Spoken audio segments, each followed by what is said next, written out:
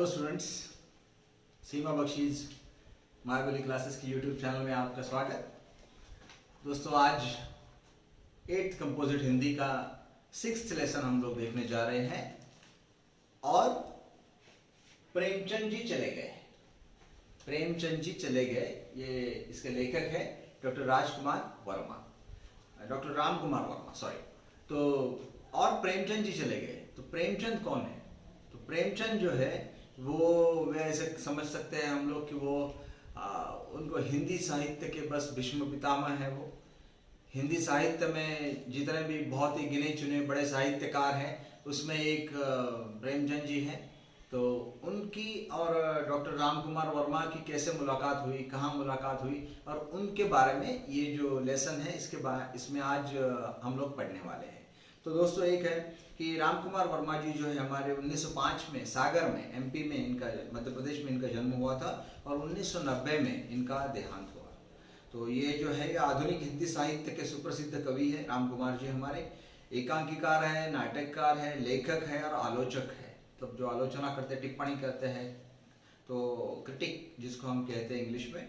तो ये बहुत ही इन्होंने ऐतिहासिक, सांस्कृतिक, मनोवैज्ञानिक और सामाजिक और साहित्यिक विषयों पर 150 से भी अधिक एकांकी लिखे हैं। क्या बात है, बहुत ही बड़ा काम है इनका।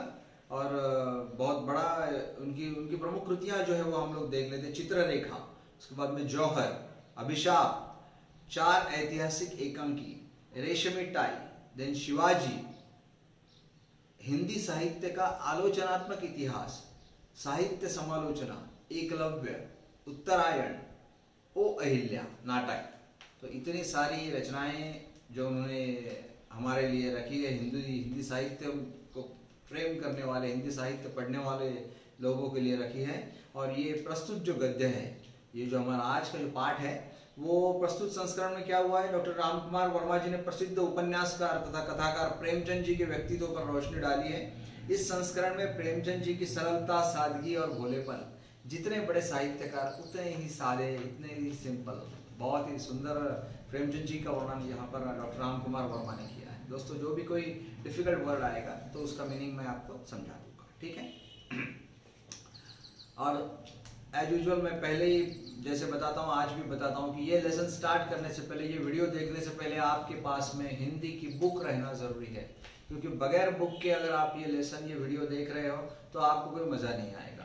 इनकेस कोई डिफिकल्टी आती है तो वहीं तुरंत आप नोट कर सकते हो, ठीक है। लेकिन बुक रहना आपके पास में बहुत ज़रूरी है। बचपन से ही रेलवे स्टेशन पर जाना मुझे अच्छा लगता था।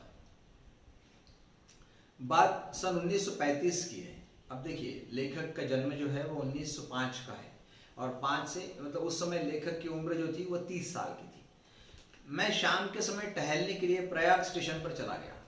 प्रयाग स्टेशन पर वो टहलने के लिए गए, प्रयाग।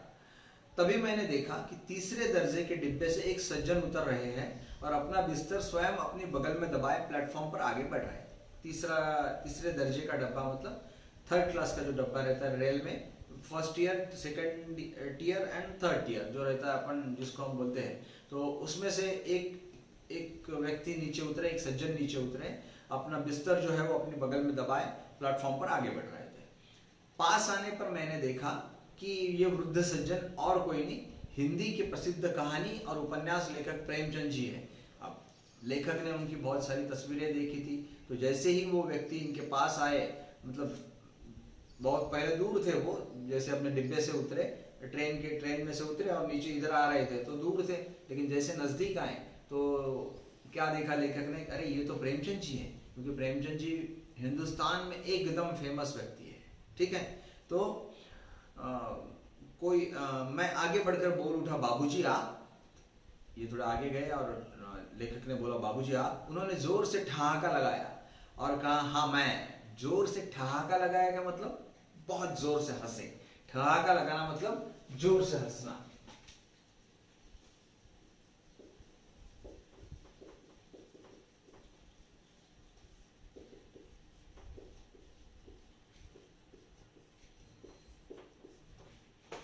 जोर से हंसना, बहुत जोर से हंसे वो। उनके अट्टहास से सारा स्टेशन गूंज उठा। ये जो जम के हंसना है, जोर से हंसना है, ये इसको क्या कहते हैं, अट्टहास।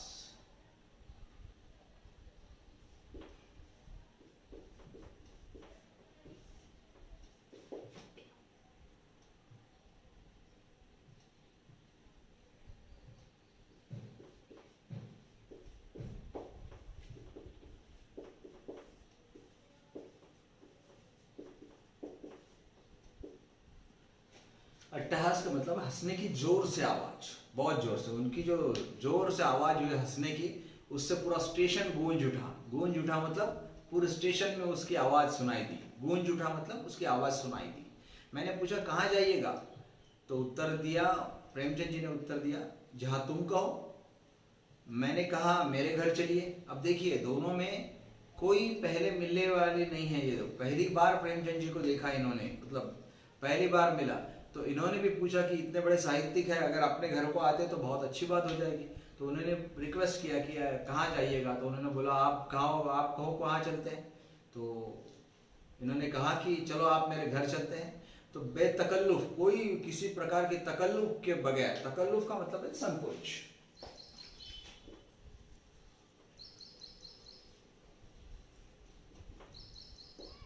तकल्लुफ का मतलब है संकोच। किसी प्रकार के संकोच नहीं किया उन्होंने और कहा कि जहां तुम कहो। मैंने कहा मेरे घर चलिए, उन्होंने कहा चलो, और बिना किसी तकल्लुफ को मेरे साथ पैदल मेरे घर चले आए। इतने बड़े साहित्यकार, वे इतने सरल और सौम्य हैं कि अपने जीवन में सुविधा के लिए कोई भी उपकरण जुटाना नहीं चाहते। इतने सिंपल लोग हैं। जैसे गांधी जी के बारे में भी कहा जाता था कि उनकी जरूरतें इतनी कम रखी थी उन्होंने कि उनको कोई चीज की जरूरत ही नहीं पड़ती थी। जैसे प्रेमचंद जी अभी स्टेशन से उतरे और लेखक के घर को जाना है, पैदल ही निकले, कोई रिक्शे विक्शे की जरूरत नहीं है। देखिए कितने बड़े लोग जितने रहते हैं ना, उतने सादे और सरल रहते हैं ये लोग। उनका अट्टहास इतना आकाशव्यापी है कि वातावरण का सारा विषाद उसमें घुल जाता है। वो इतना जोर से हंसते हैं कि आजू बाजू में जो भी कुछ गलत हो रहा है, या विषाद का मतलब है जो निराशा है, वो सब जो है वो उसमें घुल जाती है। मतलब उसमें इनके अट्टहास में सब कुछ जो है वो दब जाता है, बाकी कुछ नहीं। ठीक है, विषाद भी लिख के दे देता हूं आपको मैं।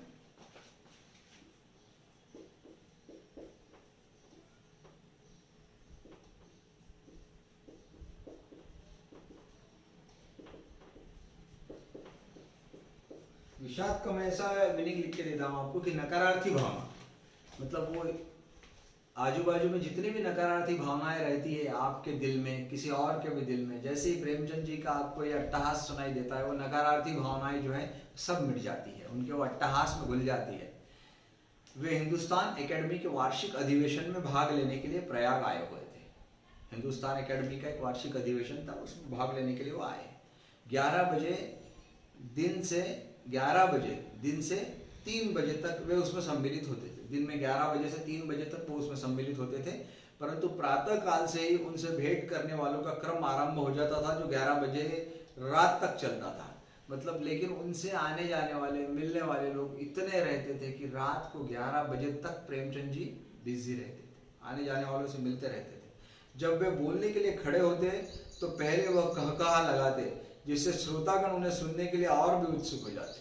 कहकहा का मतलब वही है, वो जोर से हंसते, तो इसका इसलिए क्या हो जाता कि जो श्रोते मतलब सुनने वाले जो लोग हैं वो उनको सुनने के लिए और भी उत्सुक हो जाते। कहकहा लगाते मतलब ठहाका लगाते, जो ठहाका लगाना और कहकहा लगाना ऑलमोस्ट सेम है, एक जैसा ही है। तो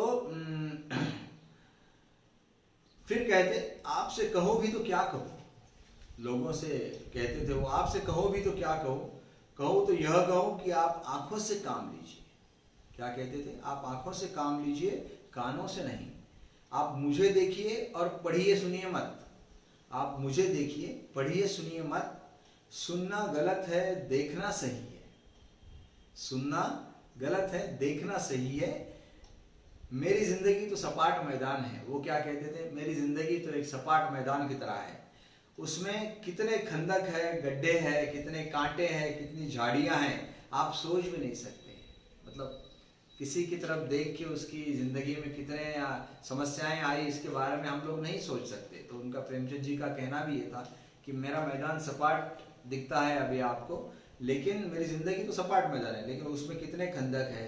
खंदक का मतलब वही, ऐसे खंदक वो चीज होती है कि जैसे पुराने जमाने में क्या होता था कि किले रहते थे, तो किले के आजू बाजू में क्या करते थे, बहुत बड़े बड़े गड्ढे खोद के रखते थे वो लोग।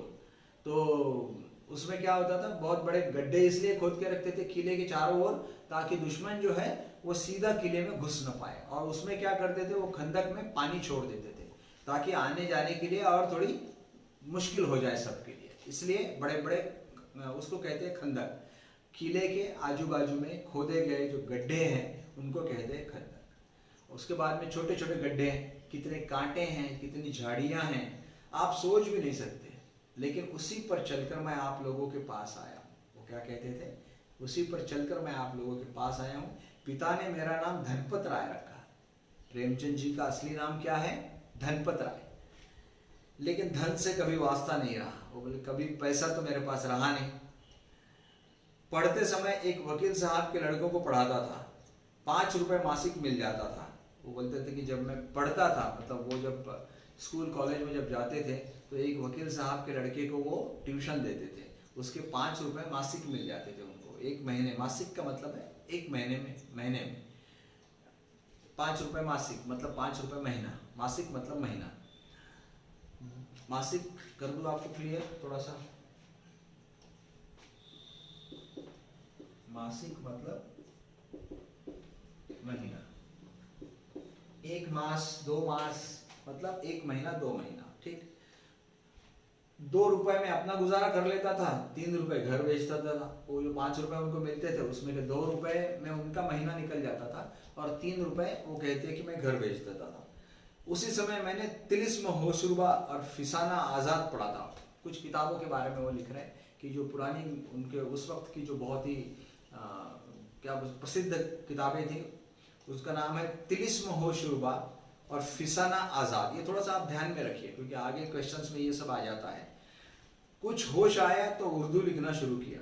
उनका कहना यह है कि जब मेरी थोड़ा समझ में आ रहा था तो मैंने उर्दू में लिखना चालू किया, लेकिन फिर आप लोगों ने हिंदी में बुला लिया। फिर बहुत सारे लोग जो है उन्होंने कहा कि उर्दू के साथ में आप हिंदी में भी लिखा कीजिए, तो प्रेमचंद जी ने हिंदी में भी लिखना शुरू किया। जब तक प्रेमचंद, अब लेखक आगे कहते हैं कि प्रेमचंद जी जब तक मेरे घर में रहे, मुझे मुश्किल से आधा घंटे का समय मिला। बड़ी मुश्किल से आधा घंटा समय लेखक को प्रेमचंद जी के साथ में मिलता था, क्योंकि जब मैं उनके साथ चाय पीता था, अन्यथा उनका समय अन्य व्यक्ति अधिकतर उनकी अनिच्छा से अपने अधिकार में कर लेते थे। मतलब बाकी जो बहुत सारे लोग हैं, लेखक का कहना यह है कि मैं आधा घंटा दिन में सिर्फ उनके साथ रहता था, बाकी जो समय है वो उनका ऐसे लोगों के साथ में जाता था जिनके साथ में उनको रहने की कोई इच्छा नहीं रहती थी। अनिच्छा मतलब इच्छा न रहना, उसको कहते हैं हम अनिच्छा। वो लोग आ जाते थे, अरे भाई प्रेमचंद जी आ गए तो बैठ गए अपने, प्रेमचंद जी से बातें कर रहे हैं। प्रेमचंद जी की इनसे बात करने की कोई इच्छा नहीं होती थी, लेकिन तब भी बैठना पड़ता था। एक दिन मैं अपनी कविताओं का क्रम व्यवस्थित कर उनकी प्रेस कॉपी तैयार कर रहा था। लेखक ने बहुत सारी कविताएं लिखी थी तो उनकी प्रेस कॉपी बना रहे थे। वे आए, प्रेमचंद जी आए और पूछा क्या कर रहे हो। मैंने कहा मैं अपनी कविताओं का संग्रह प्रकाशित करने के लिए ठीक कर रहा हूँ। तो अपना कविताओं का जो संग्रह है उनका, उसको बुक बनानी थी, उसकी प्रकाशित करना था। तो उन्होंने कहा छापने के लिए कहाँ भेज रहे हो। तो कहाँ भेज रहे हो छापने के लिए। तो मैंने कहा कि साहित्य भवन प्रयाग ही इसे प्रकाशित करने का आग्रह कर रहा है। प्रयाग में ही एक प्रकाशन बुक है, प्रकाशन स्टोर है जिसका नाम है साहित्य भवन प्रयाग। लेखक ने कहा मैं इनके पास भेज रहा हूँ, इन्होंने आग्रह किया है कि हमारे पास ही भेजो। उन्होंने कहा गलत। प्रेमचंद जी बोले बिल्कुल नहीं, इसे मैं प्रकाशित करूंगा। प्रेमचंद जी ने क्या कहा, मैं प्रकाशित करूंगा। ऐसा कहकर उन्होंने मेरा काव्य संग्रह अपने बैग में रख लिया। उन्होंने वो काव्य संग्रह ले लिया और अपनी बैग में रख लिया। वह संग्रह बाद में रूप राशि के नाम से उनके प्रेमचंद जी की अपनी खुद की प्रेस थी, जिसका नाम था सरस्वती प्रेस बनारस से प्रकाशित हुआ। बाद में ये किताब, ये लेखक महाशय जिन्होंने प्रेमचंद जी को अपने घर में रखा, तो प्रेमचंद जी ने उनकी बुक जो है अपनी प्रेस से प्रकाशित कर दिया। क्या नाम था बुक का, रूप राशि। और इनकी प्रकाशन संस्था का नाम क्या था, सरस्वती प्रेस बनारस। जिस दिन वे जाने वाले थे उस दिन मेरी पत्नी ने उनके लिए खीर तैयार किया। ठीक है, उनकी लेखक की पत्नी ने उनके लिए खीर तैयार किया, किंतु रात 11 बजे तक प्रतीक्षा करने पर भी उनके दर्शन नहीं हुए। रात के 11 बजे तक वो नहीं आए। लाचार होकर पत्नी ने उनकी कमरे में भोजन की थाली रख दी और उसमें खीर का कटोरा भी संभाल कर रख दिया। सोचा प्रेमचंद जी आएंगे, भोजन करेंगे। सुबह उठकर देखा, अब रात को तो प्रेमचंद जी आए नहीं आए इनको कुछ मालूम नहीं था। इन्होंने जाते वक्त वो खाना रखा था उनका, और साथ में खीर की कटोरी लेखक के पत्नी ने रख दिया था। टेबल पर एक पर्चा रखा था, प्रेमचंद जी तो थे नहीं। सुबह प्रेमचंद जी देखा हमने तो प्रेमचंद जी अपना सामान लेकर निकल चुके हैं, इनसे मिले बगैर। लेकिन टेबल पर एक पर्चा रखा था, पर्चा लिख कर रखा था। पर्चा का मतलब चिट्ठी।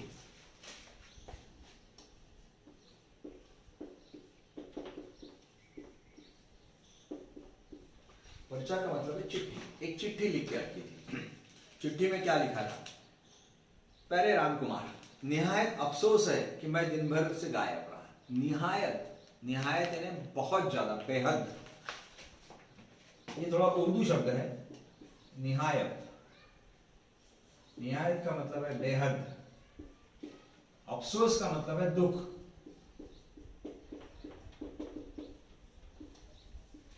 कि मुझे बेहद दुख रहा कि मैं दिन भर नहीं रहा, आपसे मिल नहीं पाया। मेरे वक्त पर न आने से तुम्हें और बहुरानी को बेहद तकलीफ हुई। लाचार था, मैं रात को 2 बजे लौट कर आया। प्रेमचंद जी ने उस चिट्ठी में लिखा, मैं रात को 2 बजे आया, तुम लोग सो गए थे। जगाना ठीक नहीं समझा। मैंने देखा कि कमरे में बहुरानी ने खाने की थाली परोस कर रख दिया है। मैंने ये देखा कि मेरे रूम में तुम्हारी जो मिसेस है, बहुरानी कहते थे उसे वो, कि उसने एक थाली परोस कर रखा है खाने की। बढ़िया खीर भी थी, लेकिन इलाहाबाद की गर्मी में सुबह की बनी हुई खीर का दूध फट गया था। इलाहाबाद और प्रयाग ये दोनों एक ही नाम है। लेखक कहाँ रहते थे? प्रयाग में। और इलाहाबाद भी उसी को कहते हैं और प्रयाग भी उसी को कहते हैं। तो इन्होंने, प्रेमचंद जी ने लिखा है कि आपकी पत्नी ने जो खीर बनाई थी वो बहुत सुंदर थी, लेकिन इस गांव में इतनी गर्मी है, इलाहाबाद में इतनी गर्मी है कि सुबह की बनी हुई खीर का दूध फट गया था। मतलब वो खराब हो गई थी खीर। एक जगह खाना मैं खा चुका था। उन्होंने कहा, लिखा है कि मैं जब रात को 2 बजे आया तो मेरा बाहर खाना हो चुका था, लेकिन खीर तो मैंने खा ही ली। खीर जो बनी थी, आपकी पत्नी ने जो मेरे लिए खीर रखी थी, वो फट गई थी, खराब हो गई थी, तब भी मैंने खा लिया, इस डर से कि फटे हुए दूध की खीर छोड़ देने से कहीं बहुरानी का दिल मेरी ओर से फट न जाए। उनका कहना यह था कि मैंने इसलिए खा लिया क्योंकि अगर ये फटा हुआ दूध अगर मिल जाए तो बहुरानी को बुरा लगेगा कि देखो मैंने खीर रखी और वो फट गई, इसलिए प्रेमचंद जी ने नहीं खाई, तो इसलिए मैंने वो, उनको बुरा लगेगा करके मैंने वो खा लिया। खैर, उनको बहुत बहुत आशीर्वाद। उन्होंने लिखा है, लेखक की पत्नी को बहुत बहुत आशीर्वाद, वे खुश रहे, वो अच्छी रहे।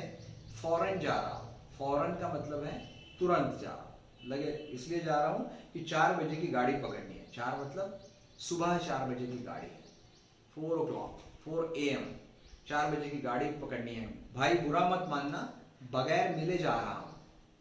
बुरा मत मानना, मैं बगैर मिले जा रहा हूँ, तुम्हारा धनपत राय। उसके बाद में लेखक लिखते हैं, और इस तरह विश्वविख्यात कहानीकार और उपन्यासकार प्रेमचंद जी उस रात मेरे घर से चले गए। तो दोस्तों, ये जो आज का गद्य था हमारा, ये जो पाठ है, बहुत ही सुंदर पाठ है।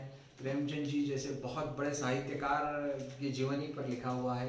डॉक्टर राम कुमार वर्मा के घर वो कैसे आए, वहाँ समय कैसा बीता, उनकी सादगी के बारे में, उनकी सरलता के बारे में लिखा गया है कि कितने सादे, कितने सिंपल, इतने बड़े लेखक होने के बावजूद भी कितनी सादगी से रहते थे वो। तो ये आज हमने देखा है। तो आज का ये जो हमारा लेसन है दोस्तों, ये आपको बहुत पसंद आएगा, आई होप। और ऐसे ही प्रेमचंद जैसे जो भी बड़े बड़े लेखक हैं, जैसे महादेवी वर्मा भी हैं, तो ये इनके बारे में आप पढ़िए, उनकी किताबें पढ़िए, आपको बहुत अच्छा लगेगा। ये हिंदी के बहुत बड़े बड़े साहित्यकार हैं, ठीक है। और भी बहुत सारे साहित्यकार हैं, उन्हें भी पढ़िए, आपको बहुत बहुत मजा आएगा। तो दोस्तों, आज का लेसन है, मैं समझता हूँ कि आपके समझ में आ गया होगा। जितने डिफ़िकल्ट वर्ड्स हैं वो भी मैंने लिख दिए हैं, और जो मैंने नहीं लिखे हैं, ऐसे कुछ वर्ड्स अगर होंगे तो वो मैंने मेरे लेसन जब मैं आपको समझा रहा था उसमें मैंने बराबर आपको उसकी मीनिंग बता दिए हैं। तो अगर आप लेसन फिर से एक बार, अगर कोई डिफ़िकल्टी आ जाती, दिक्कत आ जाती, तो एक बार लेसन फिर से देख लीजिएगा। मैं तो मेरा वीडियो लेक्चर जो है फिर से देख लेना। इसके बाद में इसके जो स्वाध्याय दिया है वो भी कोई ज़्यादा डिफ़िकल्ट बिल्कुल नहीं है। आप प्लीज़ देखिए कितना सुंदर सुंदर उसमें लिखे गए हैं। वो स्वाध्याय के साथ में वर्क बुक है, वर्क बुक भी आप आपने परचेस नहीं किया है तो प्लीज़ कर लीजिए।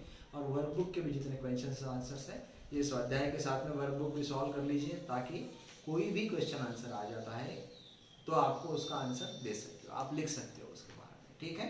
और ये दोस्तों आपको ये सीमा बख्शी जुमाइबोली क्लासेस ये यूट्यूब चैनल है, आप इसको सब्सक्राइब करके रखिए। इसके बाद में भी जैसे ये पहली इकाई का लिए हम लोग पढ़ रहे हैं, इसके बाद में भी जो जो वीडियो मैं अपलोड करूँगा उसकी आपको पूरी जानकारी मिलती रहेगी, उसका नोटिफिकेशन आपको मिलता रहेगा।